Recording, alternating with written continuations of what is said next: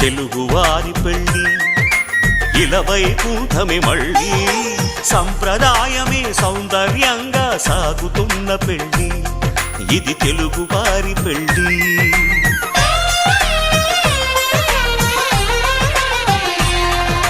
తెలుగువారి పెళ్ళి ఇలవైకుంఠమే మళ్ళీ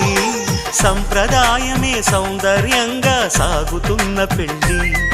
ఇది తెలుగువారి పెళ్ళి ఒకరికి ఒకరని అనుకుంటే అదే నిశ్చితార్థం ఆ నిర్ణయానికి తలవంచడమే పెళ్ళి అంతరార్థం శతమానం భవతి అంటుంది శ్రావణ మాసం శ్రావణ మాసం శ్రావణ మాసం తెలుగువారి పెళ్ళి ఇలవైకుంఠమే మళ్ళీ సంప్రదాయమే సౌందర్యంగా